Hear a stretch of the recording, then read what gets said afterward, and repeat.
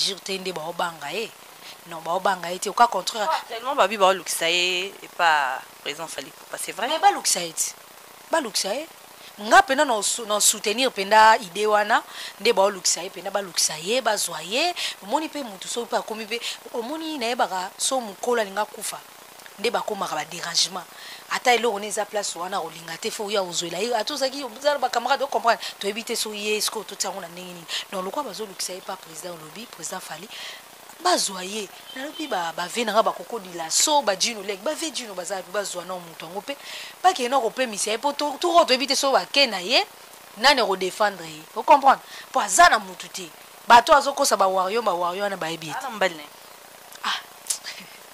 la vie bon oui bien oui ba problème sous Chati la Star TV. Abonnez-vous massivement.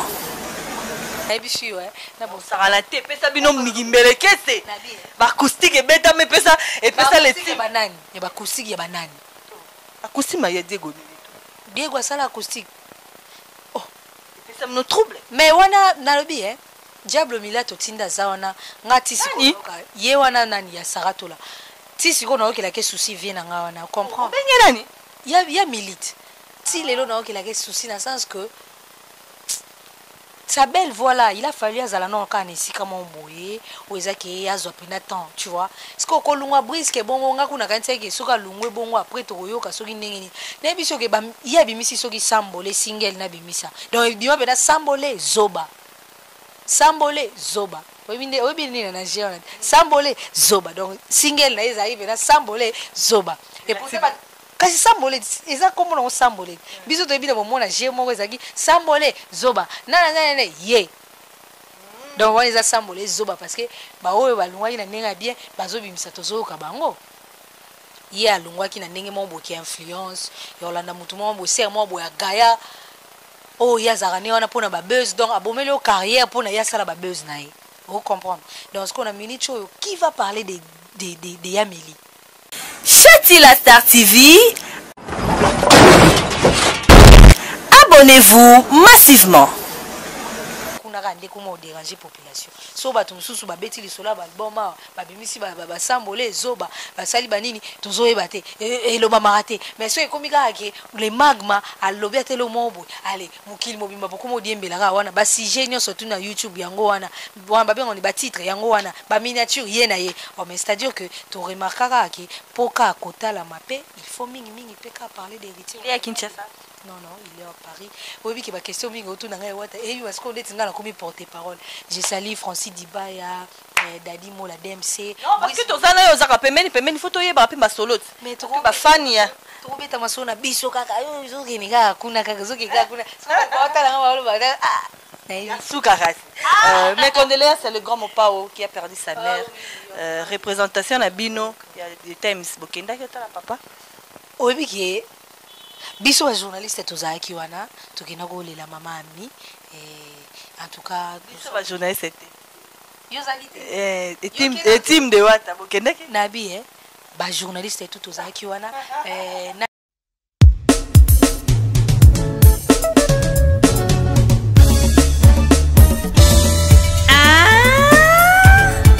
Chati la Star, groupe cinématographique La Liberté. Liberté! Bonjour, bonsoir, bon appétit, bienvenue sur Chati la Star TV, la chaîne numéro 1 sur YouTube. Chaîne Nabissonia Sotolinga Bino Bino Pebolinga Biso. Merci à nos abonnés. Au Basabonara massivement, Bazalawana pour Nabiso, Bazalawana pour l'Oluka information, Bazalawana pour l'Europe Sabinongo.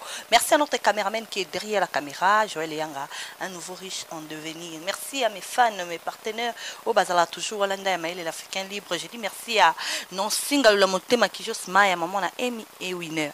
Nous sommes là avec une demoiselle. Vraiment cala mais na comprendre mais je n'arrive pas à comprendre qu'est-ce qui se passe. Nous sommes là avec Gaël Suga, tout le bien qui est de lui et puis de ce qu'il fait actuellement. Bonjour madame. Bonjour. Donc je peux dire je suis madame pour pour le respect de la personne oyo olandanga. Et puis demoiselle pour na bateau baza un peu plus âgé que nga ou bamoni que je suis demoiselle. En tout cas bonjour na yo Chati la star la madre donc la maman et na bato tout bolanda biso na Chati la star télévision donc bonjour et bonsoir par rapport à ba ère ça dépend de à laquelle bolanda biso donc 4 ans passés. Ouais, 4 ans. Moi, je suis moi, donc, formation, il faut que former, mais il y a déjà formé. Parce que mon talbosa, c'est mis un micro, la vie, c'était toi.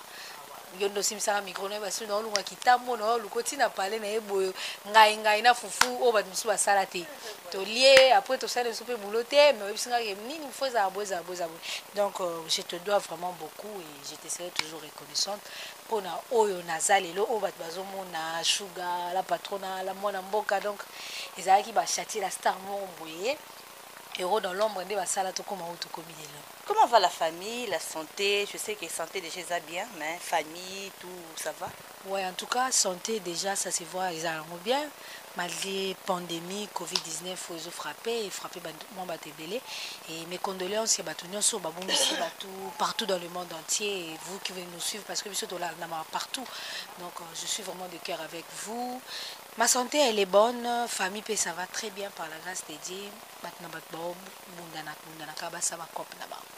Merci beaucoup Gaël abi batuna batu bazo bundana po ba sala ba kop na bango Gaël Sugar yele qui parce qu'il y a beaucoup de gens ba ibio mingi pe oyo ba ignorant na bon bazar parce que dans le monde na biso ignorance c'est vraiment manquant c'est ce qui règne moi présentation mon qui est Gaël Sugar. Bon, Gaël Sugar, je peux faire ça pour le respect de nos fidèles téléspectateurs. Gaël Sugar, c'est un jeune journaliste, étudiante. Je suis en 3e radio à l'IFASIC. Mais tout côté mon boulot, déjà dans ma 1, déjà tout bandé, déjà aussi ma micro. Et aujourd'hui, on est devenu ce qu'on est devenu.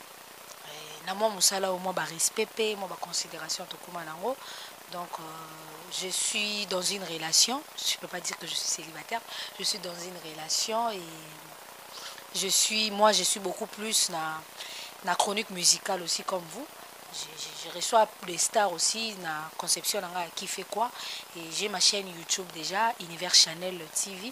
Je pense que va vérifier vraiment les savoir-faire de Gaël Sugar et en même temps on est en collaboration avec plusieurs personnes. D'accord. Elle est en collaboration avec plusieurs personnes à la chroniqueuse. Tout en cas bongo à la chroniqueuse mais il y a papier hein parce que mingi bozo le rotara la bala bozo ya biso ya ba papier pe tozali. Voilà Gaël namona kayo ba chroniqueuse ebele o lelo tozo fingama parce que tout ça ko s'attacher mingi na ba musicien. C'est dire quoi? C'est que ndenge bafinga ka biso ba chroniqueuse c'est par rapport à ya ndenge biso mo to memelango tu vois eza lokola tango boti mwana no na ndako éducation yo pesier o azala libanda za pe mutu mususu tanga zonga na ndako azala pe ndenge mususu c'est pareil biso pe ne toleka na TV batu mususu na TV ta mususu balinga balakisa ke baza mal éduqué mais peut-être na ba ndenge mo bo pe ya ndako ba ebeli bango na ndenge wana te mais il y a certaines personnes au pe ki ezaki ndeka to mona ba na TV ndepe bazala na ndako siko batika ka ko tia ba musicien na salité wana na poto wana ke ba musicien de basala ki bango ba réputation na bango beba non toi tu penses que ndio fandi bo musicien mo bo ko mailo mo bo epona yo que Chati la star so inenge nini so inenge non parce que yo mo ndefo lukango po ekoma na niveau wana donc c'est à dire que kozala o question wana lobi wana ça rien à voir avec les musiciens ça d'abord ndenge éducation ya mutu na mutu ninga zuela biso tout aux affaires ba musiciens mais pourquoi pas biso peto et le bama ndenge ya bato monsieur le bama moi te ke bango baza bata ba buzz comme on dit donc voilà bata ba buzz Gaël Sugar parle-nous un peu de Wata et ça ndenge nini pour lelo o Gaël akoma pembeni ya Wata parce que l'histoire va changer té mingi to lobela otozali voilà parle-nous un peu de Wata. Et est-ce que yo mo ka rolongo pa na bino jeune journaliste et étudiante si yo comme na pas Wata parce que les a facilité ils en a ba chroniqueuse belé ba chroniqueur pe belé o ba luka kozala pembeni na ye bazo occasion wana te yo siko ti lelo comme lobela 100% Wata moi parcours wana En tout cas, ma parcours na la team Wata pour na héritier Watanabe que je salue Totorina, les Magma, Kostra, Noxtra, Motona, Tembe, la poule. Donc, mes respects là où il est en Paris. Donc, désolé, arrive bientôt. Balobi, une chanson qu'héritier Watanabe a chanté pour les femmes. Waouh! Je me demande à toutes les femmes, à toutes les femmes là où vous êtes partout dans le monde entier, d'ici. Félicitations à toi, Agoga. D'ici 20 octobre, attendons seulement, restons là branchés sur nos plateformes de téléchargement. Une très belle chanson dédiée aux femmes, dédiée à tout le monde en fait. Désolé, une très belle chanson d'héritier Watanabe. Ça va sortir aux la single Wana. Après, on verra bien l'album Miange Midemo, tout simplement lui. Donc, Coco Mananga, Kosolola, Ningolobi, avec l'artiste le plus respectueux, le maître suprême, héritier Watanabe Ezalaki. J'étais avec une soeur que je salue, Sarah Tola. Qui n'a en collaboration. Tout ça, on a une émission et tout à un certain moment. Salut à toi, hein, Tola. De isenga ketoya pe la team tokoma pe na la team ndenge moka goga lubaka ba maele maleka ba lekisa maele biso tozana. Donc c'est-à-dire que ba maele maleka ba lekisa maele biso tozana. DP tozana au sein de la team Wata et comme que on en profite liboso zaki na kaka toya kaka tozo ba image to postaka tozana biso na ndinga libana. Mais on a vite compris par rapport parce que nga pena na tamola na orchestre été hein nga pe na linga pe ko laksa lakselong na nga na orchestre été ngazana nga na yaka na sali musala na nga na kime. Je me suis dit moi ba côté na muto lekana na sernanga na place to komi est différent. Tu comprends que dans la team Wata on a d'abord de un la considération. On était considéré et moi je suis considéré jusqu'à présent. Considération Ezalaki. En plus là-bas avantage ils très très très bien. Je pense que les journalistes est belé te belé à taille pour contredire ngate que kunaso ok ils aura beaucoup plus un plus de plus que la place musu ndet okendaka et c'est ngako booster. Là-bas on booste pas. Là-bas au côté donc vous me comprenez moi vacuum wana et tout nande osala que to komi na biso na komi pe ko tia moi un pas pour soutenir l'artiste vous savez parce que oh tout ça là izalaka c'est soutenir parce que ce que lui il fait pour moi c'est déjà ils a déjà belé alors ngai ezalo wa nzambe tu vois les comparaison c'est que Dieu fait pour nous tous à l'année loko ya ozongi cela été est-ce que même nos parents fait pour nous des preuves à nous que son papa colisio abusu atangi sur classe oh biso tozongi sa ekoka kati po biso tozongi sa kata mususu obali na yo zambali na odo comme na vino ta mususu mika moi soso mo boy mo makembo ke olambeli mais oh ya sala pona ba mal surtout nga oyo na issue na la maladie fumo makila kosila pas parce que ça ngalo ni dans zone c'est la papa donc c'est-à-dire que ce qu'héritier Watanabe fait pour nous la considération ces cœurs là qu'il a et tout on a jugé bon de travailler avec l'artiste.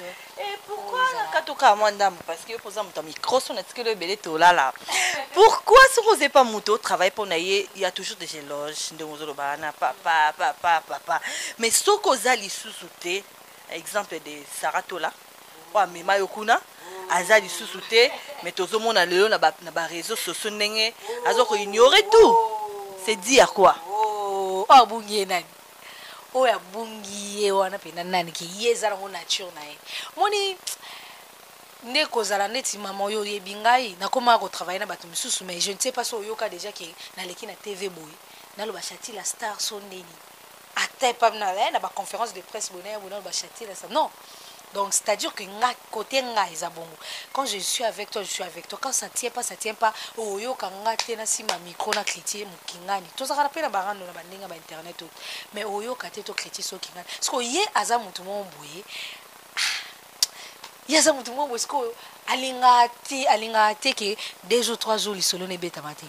Donc tellement linga bongo te voilà pourquoi aluka place yo tia kimia ya linga kimia te ya tia désordre ya en bonne relation wana me otuninga kaina expliquer pour ani soto zana batu to komisa iso to longwe kasi yango no expliquer oti ya zakane sko bongo ya koza pa zaka na bino longwe te me atalika bo oh yeju wana lobela ngani abe afingi na yo donc pe bokuta na so boma moto ya kana sko bongo mais sko à lire ndesko akomo kindele ngo sko nde comme ndesko mabe et moi même ça me fait peur moni ba artiste na biso ezate parce que ba réagir tende ba obanga non ba obanga été au cas contraire tellement babi ba luxaye et pas présent fali pas c'est vrai mais ba luxaye nga pena na soutenir penda idée wana nde baolukisa ye penda balukisa ye bazwa ye omoni mpe mutu soki mpe akomi mpe omoni nayebaka so mokolo alinga kufa nde bakomaka badérangement ata eloko ne eza place wana kolinga te fo oya ozwela ye ata ozalaki ozala bacamarade ocomprendre toyebi te soki ye soki ototi yango na ndenge nini donc lokwa bazolukisa ye pa président olobi président fali bazwa ye nalobi bave nanga bakokodila so bajino lek bave jino bazala mpe bazwa na moto yango mpe bakende na kopemisa ye mpo toko toyebi te so bake na ye nani kodefendre ye ocomprendre mpo aza na motu te bato azokosa bawario wana bayebi ete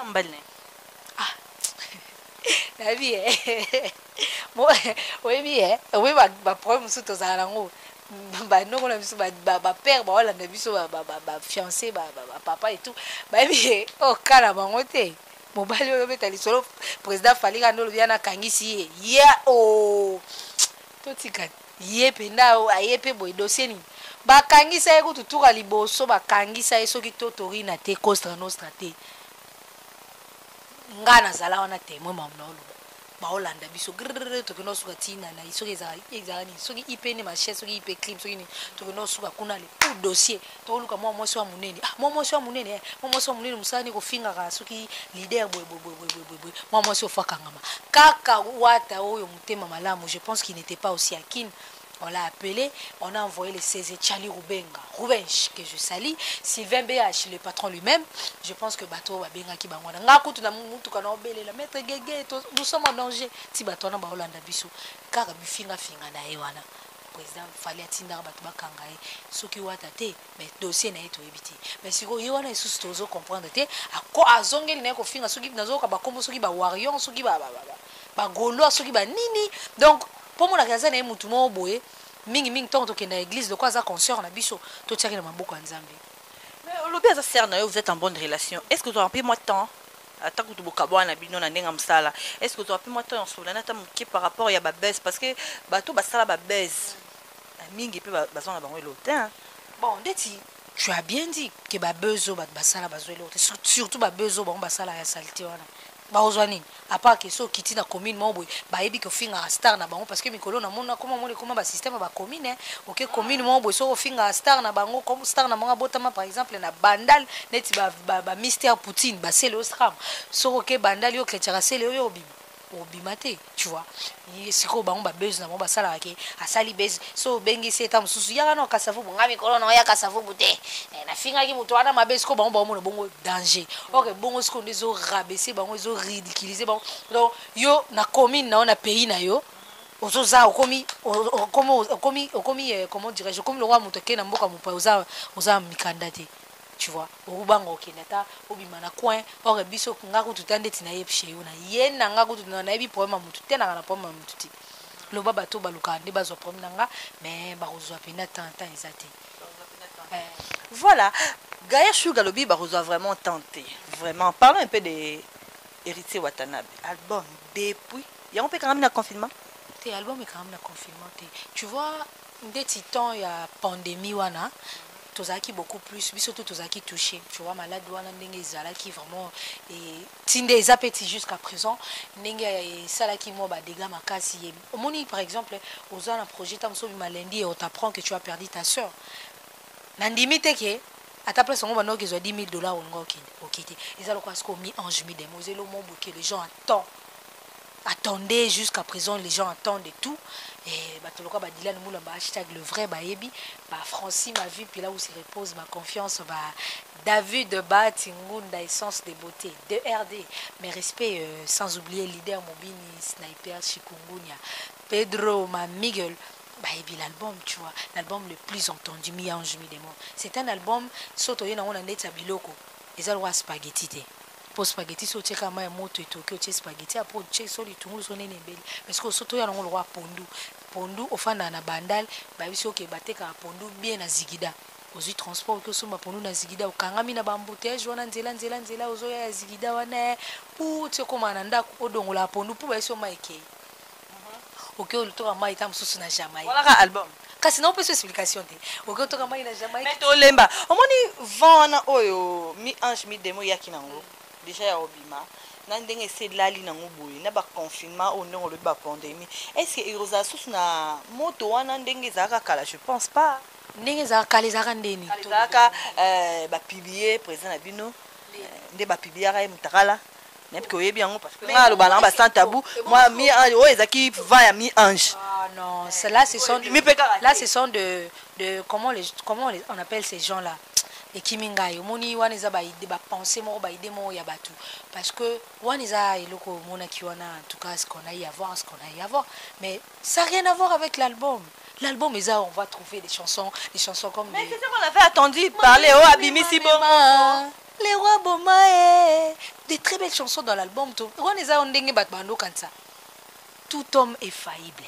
Tout homme est faillible. Toi, tu ne faillis pas. Tout homme est faillible. Donc, nous tous, nous commettrons des erreurs. Voilà pourquoi il faut désolé le 20 octobre, et vous allez comprendre l'artiste.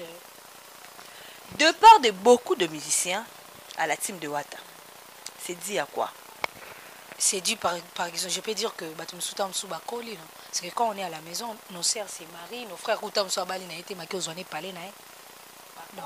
est-ce que oyebi ke ba musicien so akala ba lwambo makiadi banda obetala ba madilu système au creste moko me madilu mukolo yepe mukolo ba rochero mo cameraman nako ça ba orchestre kala banda obeta so otali ba concert na bango boye de banda otelema omona bat mikolo ba papa bango bakola te bango baza moni kala na kilelo zande monte kala za ki beaucoup plus musique banda obetango parce que za ki passion. Je ne sais pas si je me fais comprendre. Les années tingande na osala la ngana osala ki journalisme. Oh bino bo bete na ba ventir, vous comprenez non? Oh ba wata ba obete ça ba ventir. Non, je ne suis pas arrivé là. Ba kala bando sala ngo pona bongo. En sala ngo te par exemple pour batie Jomo bo ali bomunene leader, to pour batie Jomo bo ya muke leader. Non, ya obeta parce que sa passion là et la musique c'est lui, la musique c'est tout pour lui ou c'est tout pour elle. Ce qu'entendu que nos jeunes d'aujourd'hui bayebi koyemba bayebi musique bayebi koyemba vraiment mais eloko ezoboma bon eza pressé c'est-à-dire que so ba moni ke kuna ba bimisi album par exemple baki obeta concert na boma bango aussi longtemps bazana na kin aomona motema Watanabe il était aussi pressé ya rolongwa maison mère pour azaki peu jeune. Non, si tu dis que héritier était pressé ça m'étonnerait. Et pourquoi ba muso eza pressé ya... Non, pressé dans le sens que tu sais combien d'années Wata fait na Wenge Musique à Maison Mère. Il a fait beaucoup d'années, mais il a commencé jeune. Oui, il a commencé trop jeune. Déjà en 1998, 97, comme ça, on voyait... encore l'enfant. Mais c'est la patience. Tu sais, Azaki na âge ni neti quoi comme na âge ni tanga longue Wenge Musique. On comprend que Bamsus Boya a sali 3 mois après qu'il y a tamo l'orchestre. A sali na safety pas que non. Yépe à longwa qui kaka pona pressé. Non, non. Je ne pense pas. Moi, en tout cas, je connais Wata comme ça, mais je ne sais pas. Souvent, lorsqu'on prend nos décisions, ça vient du cœur. C'est décision où yomo kondo nimi. Et tu vas assumer les biens ou les mal. Yonde mutozi décision là. Et je ne pense pas qu'il y a longwa qui peut apprécier. Parce que si soit ils avaient pour apprécier, alanga longwa de ba mission musuba longwa. Bolalka bolamuki aleki une émission à sali ou azai sukunate. Mais tu as suivi comment lui il a kolongwa na maison mère. Il y a qui mukolo. On peut dire. Stratégie. Au moins ma bête. Tu vois, voilà tu vois. Donc bah oh ya biso le long des années ningi pressé. Les années mona ba journaliste auto mona pour na bango pour ça la succès fois ya afinga. Vous comprenez? Aye afingi mutu mo musicien mo boye pour éviter que soit afingi musicien na batie miniature batie comme musicien et ba otala ya comme atana moi sans vie. Tandis que ba biso oyo na oyaka na ça. Kitango to lo mama ba ofinga na ozongelo parce que tu sais que Wata na héritier ba yokani et Wata na président Werason c'était aussi des guerres d'esprit comme ça. Il n'est pas bandé qu'on manquait papa n'est jusqu'à. Non. Moi je te parle de. On a dans la maison mère à Tongo, Kala. Bino bozaba na maison mère ya 6h moins. Moi la commune qui chasse à Venda. Dans la Kenda on a makolo makolo. Biso zam soit à 19h30. Problème té to yango pe ka makolo. Mais tu vois que Wata na papa pardon, j'étais au courant bando ba réseaux sociaux le balan pété mais toi tu sur les réseaux sociaux oh faut la na marambo ndezo c'est passé. Na pezo c'est passé quoi ba na pe bongo ti Wata na Werason bando yo kanté de pas longwa. Tu sais quand même. Ya solo.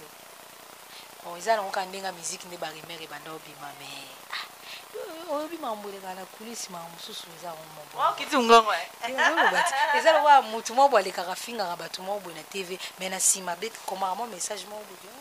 Et pourquoi maintenant so bamisia balongwe na bango nde olobi wana keno pressé bakoli esalaka polémique moko epa leader oyo atikali parce que lelo namoni mpe badiego balongwa bakei na basara tole ekomi na bino polémique nayebi si yo bosaka na te epesa bino migimbelekese bacoustique ebetama epesa banani ya bacoustique ya banani akusima ya diego asala acoustique epesa bino trouble mais wana nalobi diable mila totinda aza wana nga ti sikoyoka ye wana nani ya saratola ti sikoyo nayokelaka souci vie na nga wana comprendre nani ya milite ti lelo nayokelaka souci na sens que sa belle voilà il a fallu azala non kaka na esika moko boye oyo ezaki ye azwa mpena temps tu vois soki okolungwa briske bongo nga kuna kanisaki soki alungwe bongo après tokoyoka soki ndenge nini nayebi soki ye abimisi soki sambole singele nabimisa donc ebima mpena sambole zoba sambole zoba oyebi nini na nigeria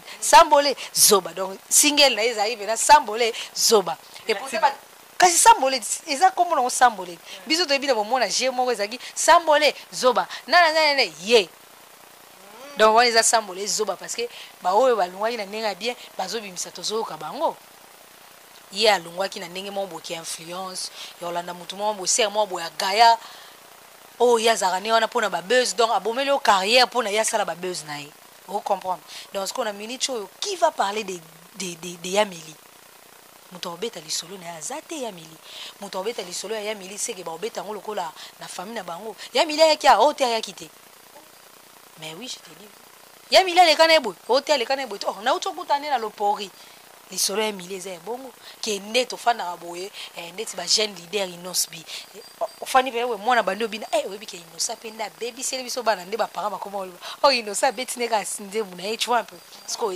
sambole zoba ye donc c'est réglé pour yo musique et baby pour na ye au moins te oh mais abomi carrière yo mo yo za journaliste pour nous on go sala maramu sous ignorance boy yo za journaliste yo mo moni te ka abomi carrière n'est pas corps. Merci beaucoup carrière dans le corps. Maintenant la carrière est côté. Merci. Tu dois continuer à gagner sugar. Maintenant mi ange mi démon. Na moni affiche mo pe mi coller zo régner. Affiche mo. Mais ya on to lo bela po ou meli makasi. Ata ko to balobi album magie ben piano ngo ça 18 ans. Ya bino pe moni zo kende. Papa chéri que je salue balle de match wana obino bozo mona kezo bozela. La patience paye. Pourquoi biso olinga patience te? Biso olinga ka so na biso eza lokola j'ai une cousine à moi. So ka na komele que eza na basket mo bozo kokanga te. Na obengo yozwa. Nga na ese na obenga mais au monde déjà hier obisaki na 7h hier na 18h hier parler. Tout ça nini ninga na bi na kobenga c'est-à-dire que atane ezo kokanga sous wana eza na moi jour moko on azo réservé ki na lati yango kaka après na pesio donc c'est-à-dire c'est la même chose tant que ba promettre biso toze la balle des matchs toze mi ange mi démon toze la passion et lo kwa bien omelaka mais na mon affiche moko ezo circuler mikolo na réseaux sociaux ça peut kaya wata c'est quoi désolé j'ai parlé de désolé single il y a hérité Watana de Costa Nostra au le 20 octobre single il sous mais la single on est avant goût il y a mis ange mi démon parce que l'album en tout cas cette année l'album ne va pas rater beaucoup savourer de la bonne musique on a bien single bima album c'est bima to consommer ni nyosuka ko banga kaka banga mabe oyebi bino tinde oyebi ko banga wana obino obeta ko banga est-ce que oyebi ki ko album est déjà fini bimi c'est album tondo zele comme sur single sunde dans tout cas il y a une exception et dans toute chose faut chercher une stratégie faut comprendre stratégie Nabi, la peur. La stratégie, c'est la peur. La stratégie n'a rien à voir avec la peur. Oui. Non, je vous jure. C'est que Bisopenet aux Arabouis. Pour tout ça, l'émission, on cherche moins stratégie, mon bout. Pour Anito Luka, tout ça, l'émission place à bien. Pour Anito Luka, tout ça, l'émission, on est sur cette émission, bon, mais la moi et le mon bout. Pourquoi pour nous donner qu'on vendre une très bonne image? C'est-à-dire qu'avec même les artistes, Babusano album va monter. Babusano Somoro et Betty, allez, ouverture, il y a un billet, on est surtout. po aninka côté kuna rande kuma déranger population so bato mususu babeti lisolo balboma babimisi basambole ezoba basali banini tozoyeba te elobamaka te mais so ekomi kaka ke le magma alobi atele mobo ale mokili mobimba bokoma odiembelaka wana basije nyonso tu na youtube yango wana babengo ni batitre yango wana baminiature ye na ye mais c'est à dire que toremarkaka ke po ka kotalama pe il faut mingi pe ka parler d'héritier ya Kinshasa. Non, il est à Paris. Oui, il y a des questions autour de et parce qu'on est dans la porte-parole. J'ai sali Francis Dibaya, Dadi Mola DMC. Non, parce que tu as eu Zaka Pemeni, photo y a pas solo. Mais tu as fan ya. Tu as bête à ma sona biso kaka. Yo, zo kiniga kuna kaka zo kika kuna. Soukaras. Mes condoléances, c'est le grand Mopao qui a perdu sa mère. Représentation à Bino, il y a des thèmes Bokenda qui est là, papa. Oui, qui est.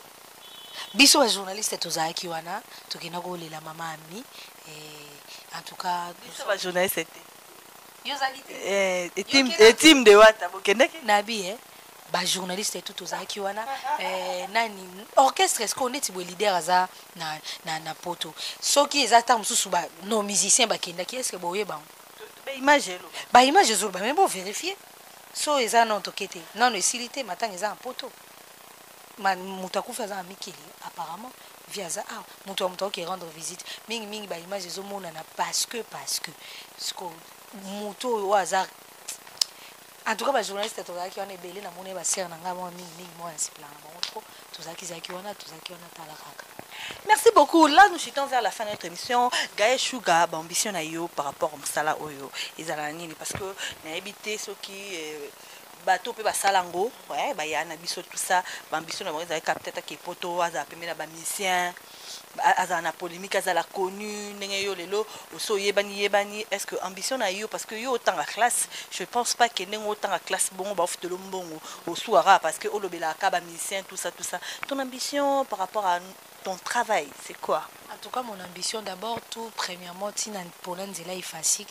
c'est parce que et là on a toujours été influencé parce que mon kileta mon influence na albana au monde pe batundi basala ba émission na sepela na bango et il a fait à ce que nayo comprendre que moi aussi je fais partie na lokolo ya batwana et ya ko sala mambwana je suis appelé pour ça et ma ambition n'a beaucoup plus à la carte. Tu vois, je suis une femme d'abord tout premièrement, toute femme vise les mariages mais ce n'est pas vraiment mariage pour moi, ce n'est pas vraiment la priorité. C'est pas vraiment une priorité. Priorité beaucoup plus dans les oyo nazali, oyo pe na olingana koma. Donc c'est-à-dire que Moussala, moi je ne prends pas ça comme tout le monde. Non, le qui est ambition, vision, musicien, non. Parce que chaque chose a son temps. Il y a un temps pour être avec les musiciens, il y a un temps pour m'occuper de ma maison et mes enfants, il y a un temps pour m'occuper de ma famille, il y a un temps pour faire tout ça. Alors, bref, mon ambition, est la carte, musicien ou comment, ou soit quand fingi ou soit musicien, mon ambition, je suis d'abord, j'écris aussi de magazines. Je suis, tu vois, déjà à l'IFASIC, la presse écrite et toutes choses là. Il faut lancer d'ici l'année prochaine, il faut lancer un magazine d'où je parle de grands hommes, de grandes personnes de ces pays, de ce monde. Donc, des hommes influents, de vrais hommes, de vraies femmes influents. Ça là un peu moi ça n'a pas bien parce que dans la conception qui fait quoi même l'émission qui fait quoi na musicien nani donc il suffit juste de monter ça là quelque chose pour parler de sa carrière. Donc moi ba projet ba entreprise est belé donc ambition nanga est vaste. Voilà, nous chutons vers la fin de notre émission. J'ai une question qui est un peu choquante, un peu sans tabou. Je peux te poser? Si c'est choquant, en tout cas, j'ai...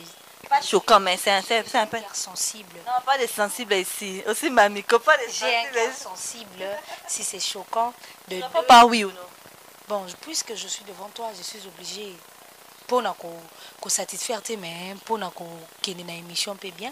Je dis attendre que Gaël Chouga est lesbienne. Oui ou non? La question de... Vous savez, mon père est en train de... Non, pas de...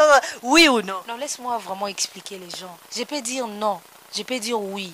Tu sais, d'abord, nous, on nous dit qu'un journaliste n'a pas de sexe. Je pense que les gens qui me suivent, qui ont étudié... Non, on a dit l'artiste n'a pas de sexe. Nous, on nous a appris à l'effacer. Comme ça. Non, c'est les artistes. Les artistes, donc j'ai fait partie de l'artiste, d'une artiste et tout. Oh, balobela, wana, et ça sexe, il y a oyo, oui. D'abord, j'ai fait entre guillemets. Donc, c'est-à-dire que ce que les gens disent sur moi, en tout cas, à chaque fois quand on me pose cette question, ça me baltringue, ça me fait trop mal que jusqu'à présent, je n'arrive pas à y croire. Ce n'est pas moi, je ne suis pas lesbienne, moi. Parce que tu marches avec des lesbiennes. Parce que tu t'habilles Quelles comme sont les lesbiennes que moi je marche avec? Je ne sais pas. J'étais avec toi, tu t'habilles. Toi aussi, ouais, oui, parce que j'étais avec toi, je suis avec tout le monde. Non, parce que récemment, j'avais perdu ma cousine.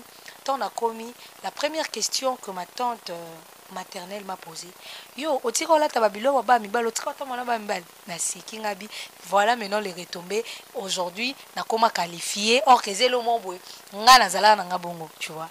Et moi, je suis grandi beaucoup plus basi, bazala ki ming libanda mboka. Et j'ai resté qu'avec mes cousins, mes frères et tout. Parce que moi je suis une joueuse. J'ai joué seulement une année et puis j'ai arrêté. J'ai poursuivi les études et tout. Donc tendance kakandé on peut dire et tout, mais ça n'a rien à voir. Il y a mon chéri qui est en train de me suivre. Il sera fâché même pour cette question. En tout cas, déjà il est habitué. Voilà pourquoi je félicite cette jeune artiste tout jeune. Hein. La chanson qu'il a chantée Bakomesana. Bafinga kanga ndumba bafinga yo pede oyoka babenga yo lesbienne yoka donc ba omisana. Voilà un mot de la fin. Un mot de la fin par rapport à l'émission. Un mot de la fin par rapport à l'émission. D'abord, je suis très contente.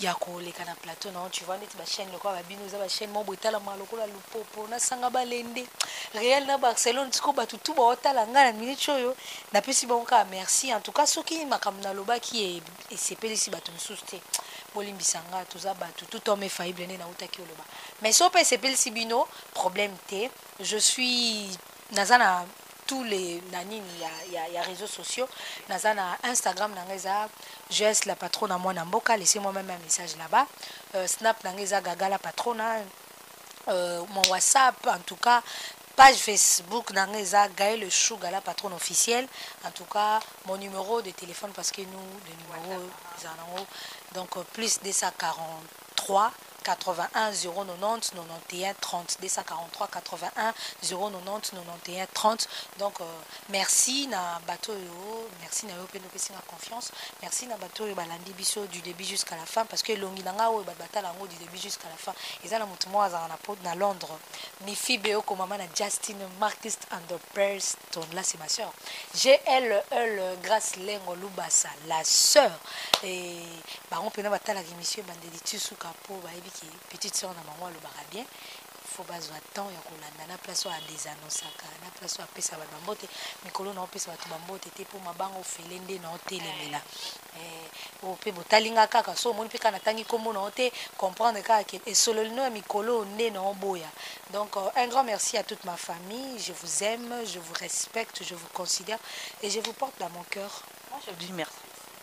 Si en tout cas c'est pas vraiment toi moi je suis les alors maman le maman a dit merci pour ce menga mon bon ça ka éducation un peu biso pe na banda ko na biso ba ko tinu mère ko ya sanga eloko wana follow s'il te plaît omoni eloko lobi na émission oyo moi même ça na bossa nango ke to lia banga ingi obi ke na bossa na yo il y a des gens maintenant oyo bobanda na bona batang moi ba passi lelo akoma moi reconnu au bengo ya mbene émission bi ka boyina c'est que bayebi nini sens il y a personnalité ou soit il y a reconnaissance parce que même mon ami que je suis venu avec lui n'avait que lobinga bia benga 5 heures funa que ça l'émission wana maman voilà pena mère donc funa kini surtout ça la mission mat misusu bongo yo sikoyo non ya boye tu cherchais à te pulmoner na melelo kona lia ata na combinaison moi ata na moto ma jet privé non ya obligé. Merci beaucoup. Merci, maman.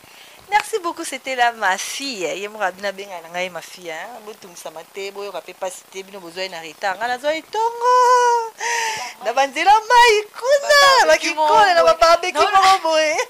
Basi misanga micro, na loba mo de mo 3 mo bato mo ba no sepela pe bonga bitenga te merde mutu. Journaliste te. Toi qui na zo mutu banzela c'est là kasi grâce à anniversaire là on tona ma sœur tozaka na anniversaire ya camarade ya sœur na biso mo là on tona tozaka na ba GLL ba merveille bidi moi sinzambe ba tozaki mo belende ba ngonde na tonga na monis mère ngana parce que ngane na raboye ngana za lolendo te nga so na monika muta simi micro to caméra na approche ke mbala moko na yeba ye asali ba ne boni tu vois tant on a mona ka on a ibisi grande sœur nga grâce lengo lo basanabi on dirait un journaliste et que non na solana na tout na comment les choses se passent elle m'a dit yo bando koti facile tozo pe matin mais les lo sikoyo elles sont fières de moi ils sont fiers de moi parce que abi que moi na bango je suis fière de toi merci beaucoup vraiment tant la mona na on a internet là.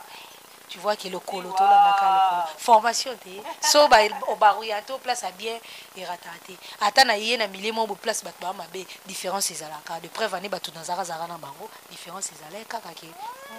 Merci beaucoup, moi je vous aime tant. Merci à Joël Yanga, merci à tous mes fans. Un grand merci à tonton Joël Balobi. C'est genre des réalisateurs, au moins réalisateurs en film, Bogar, mon bonessima, pour ça, tout ça, pour ça, déco. Parce qu'il y a mis mon rapport. Toyeba ba cameraman ba ndenge mo siko ba cameraman ba ya mabe donc ba koma koleka na biso kutu bato ba swagi ma TV donc en tout cas je suis fière de lui tonton Joël. Merci beaucoup. Merci à moi aussi. Je dis merci à tonton Joël. Joël est derrière la caméra. Merci à ma grande soeur Nasingaola. Merci à maman Césarine, ma maman depuis les États-Unis. Merci à vous tous qui m'aiment. Vous allez rester branchés. Vous s'abonner massivement. J'aime, commentaire, critique. Tolingana sango ngako na bora na ngasute boyebi na tika na mamba bora po babike libanga sur la tête libanga ofele to boy na biso yango pena tezo pamela ngape na ya la mambolo yango to boela na ko bora mwana ngamba lebele. Merci à toi ma fille chérie Difani. Félicitations, j'avais vu ma petite soeur déjà blé blanc donc diplôme Pessila qui dans tous les cas na université na boko biso le choléra. Jamais rata. Bye bye bye, moi je vous aime.